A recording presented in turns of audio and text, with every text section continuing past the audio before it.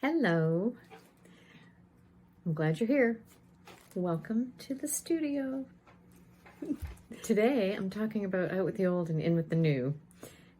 Last May, when my husband and I went public with the information about his diagnosis of dementia, I likened the experience and what we were dealing with to a gingko tree, and how the gingko tree, during the abscission process in the fall, when it loses its leaves, it loses them all at once, and you end up with this big, beautiful bed of golden leaves underneath the trunk of the tree. If you don't know about that story and you haven't read that blog post, I'll have a link for that for you.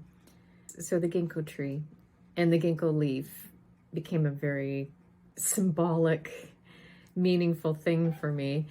And I knew that I wanted to incorporate it into the artwork that I was doing, particularly with the positivity panels that I'm working on. So I started working on some designs late last year, incorporating the ginkgo leaves, and I worked with them, edited them, did tests. I was pretty pumped about them initially, and I did some samples. This is a little print of the work that I've done entitled One, O-N-E, and then, incorporated the ginkgo leaf and bedded it right into the encaustic. This is just like a little sample. This isn't what the final would be. And I incorporated some metallic threads there, and I wanted to have a piece of deckled edge paper with a word on it.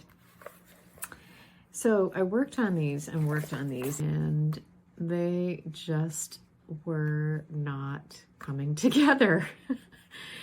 I realized that part of the problem was that I've been working on large panels, the previous work. When you're working on smaller pieces like this, sometimes it just doesn't work with that scale. There was too much going on in these, and I wanted to simplify it down. I reworked, then finally said, that's it, they're not working, out. I still will use those designs at some place down the road. The images themselves are pretty strong, but they just weren't going to work for this series. I decided that I was going to just focus on the ginkgo leaf and how it would work in the encaustic. I went back to the drawing board, worked up some new designs digitally, and they came to me quickly. One after the other. It was great. It was one of those moments, if you've ever been on a roll, whether it's playing sports or being creative, or whether it's writing, when you're on a roll and you just feel the motion, that's what it was. And I came up with several designs all at once. I work on the designs digitally, and I'm so happy that I can do that now. I used to have to do everything by hand, and I don't anymore. Thank you, technology. I love that. In the coming month or months, I will be fine-tuning these new designs, and this is an example of what that might look like. These are representative of the ginkgo leaves that I'll be using and embedding into the encaustic.